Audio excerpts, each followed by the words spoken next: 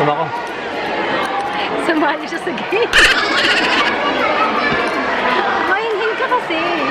Bakit ka naman hindi ka competitive, no? Ikaw yung literal na chill lang. Yung mga teammate mo parang gusto ka na itulak.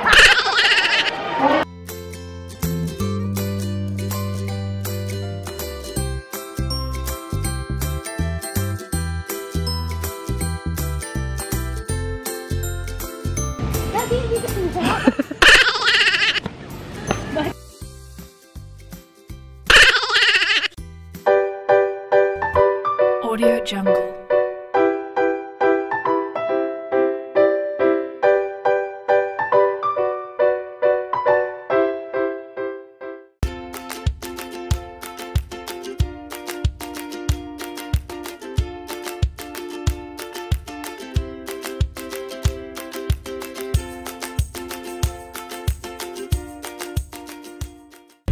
Everyone, welcome to MX Bailey Vlog. This is Mrs. Bailey and today is August the 25th of 2018. So it's a Saturday.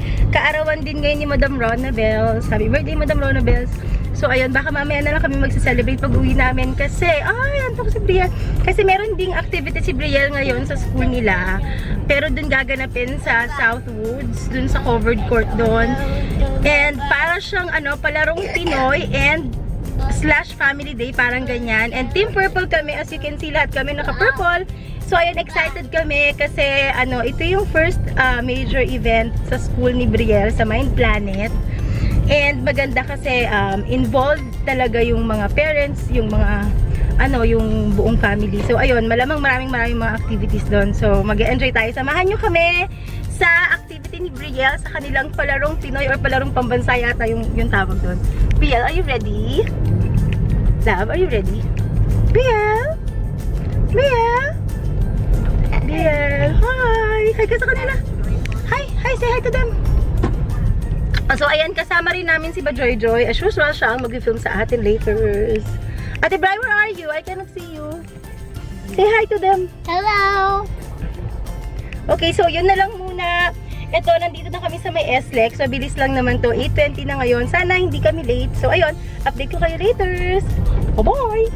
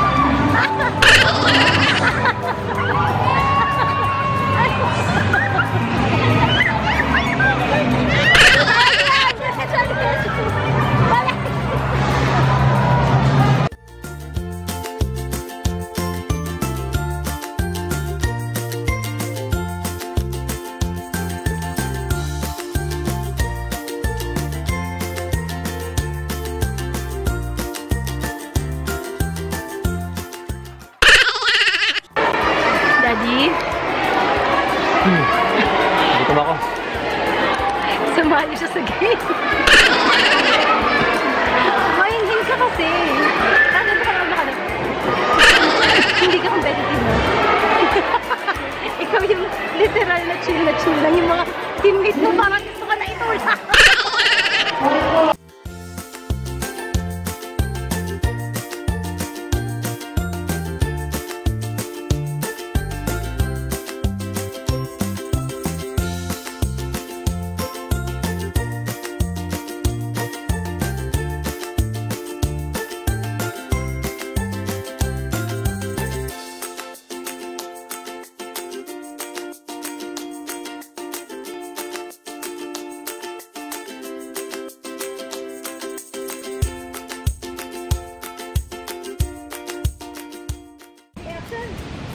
Lakad lang. Lagi hindi ka lang. Ayos ka na lang. Lagi hindi ganyan na lang.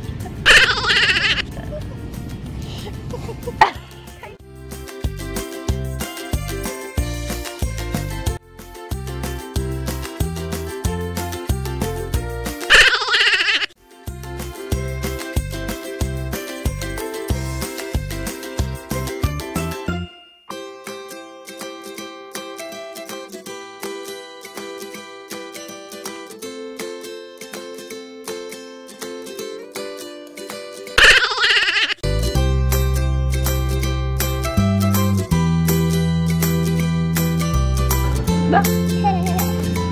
Ba! Ba! Ba!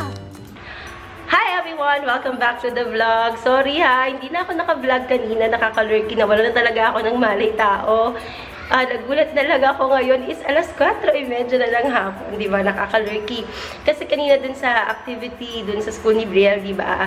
Galing ako ng shift, tas diretso kami dun. And medyo maraming activities. And si Brielle is takbo here and there. So, ayun, napagod ako ng bonggang-bongga. So, hindi ko na alam, hindi na ata kinaya ng powers ko. Sa sasakyan pa lang kanina, nawala na ako ng malay tao. And as you can see, ayan, ang suot ko pa rin is yung aming outfit kanina, yung aming family terno kanina dun sa family day nila. Ayun, sobrang saya naman, sobrang enjoy, nakakapagod lang talaga. And dapat ngayon is pupunta pa ako ng festival mall kasi sabi ko magpapalagay sana ako ng aking pilik mata. Syempre, di ba? Hindi lang kailangan na buhay ang mahaba, dapat ang pilik mata rin. At hindi naman kayo pinagpala sa pilik mata. As you can see, muntik nang makalbo yan.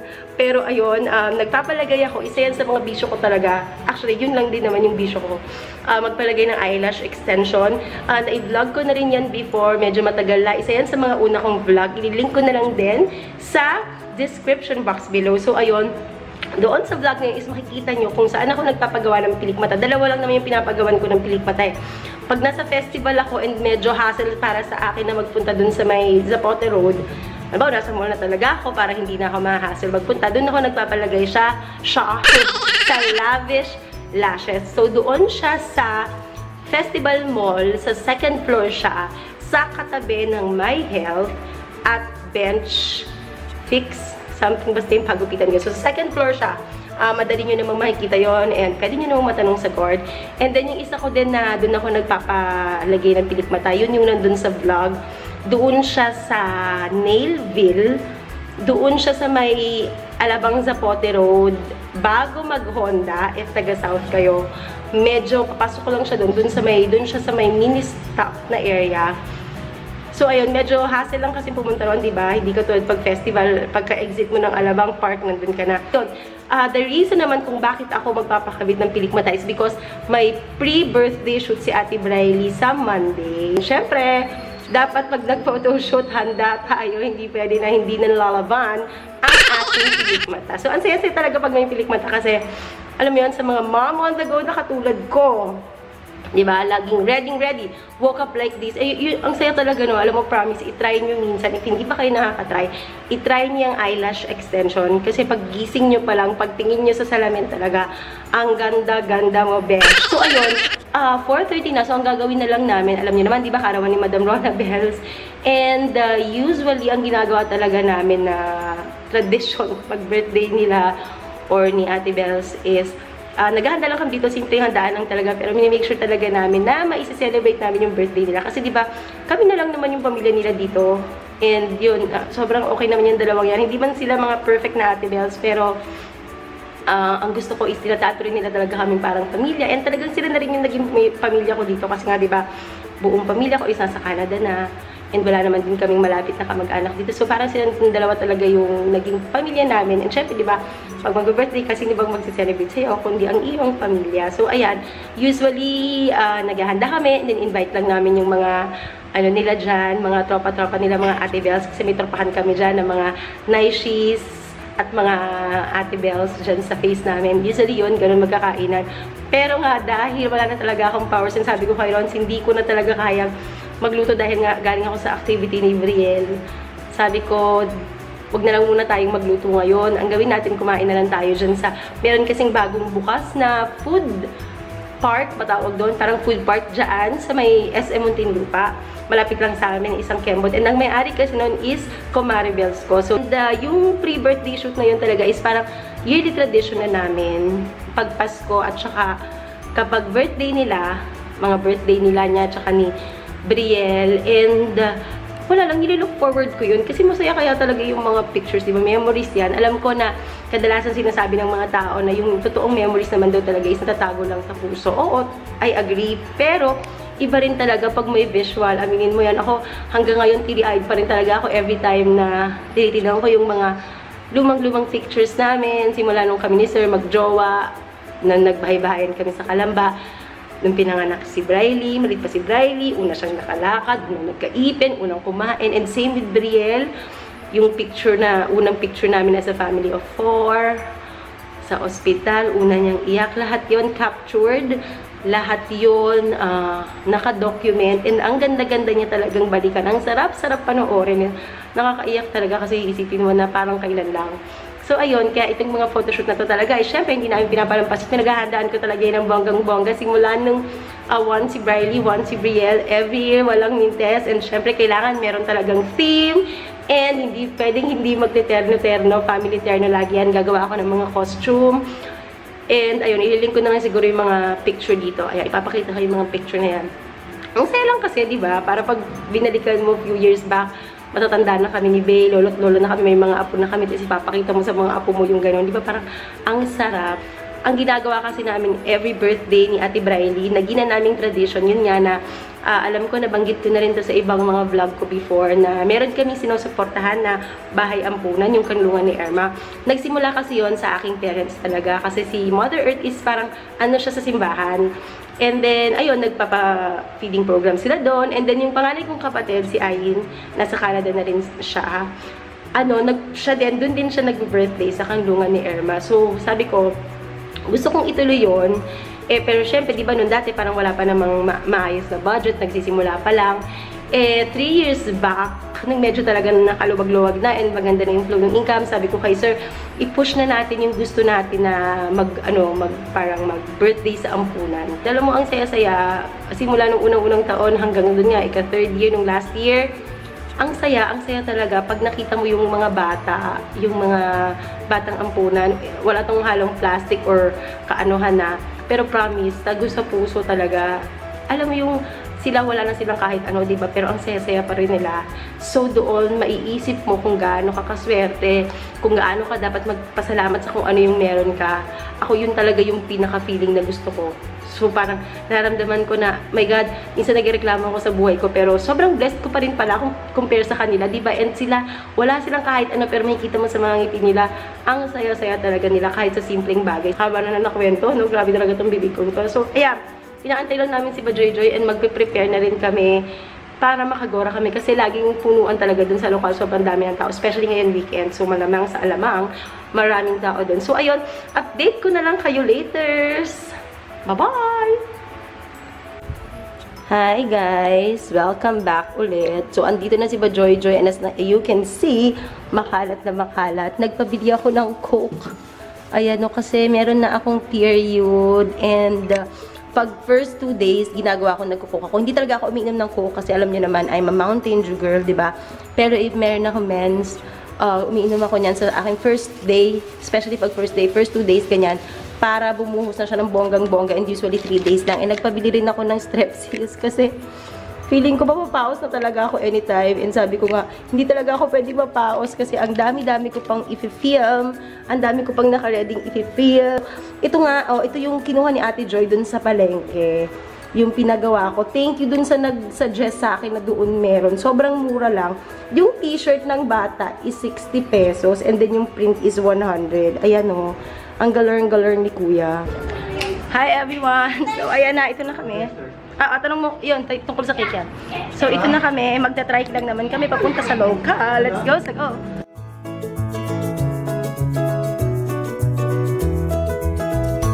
Audio Jungle.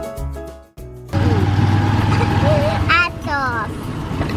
Bakit mo dala yung si Pink?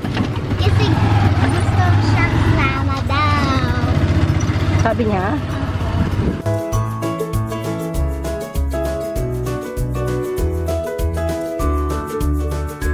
Audio Jungle.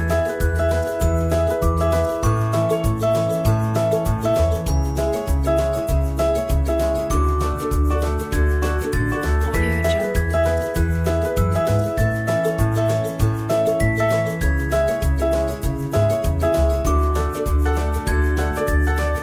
Audio Jungle.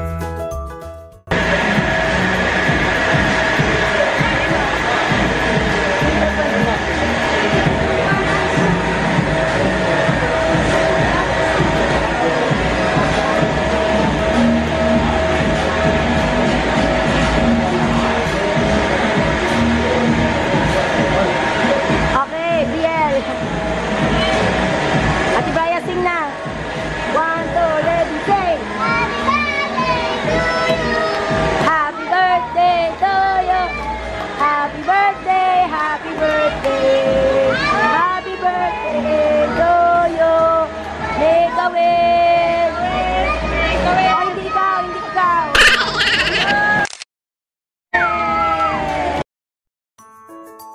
Audio Jungle.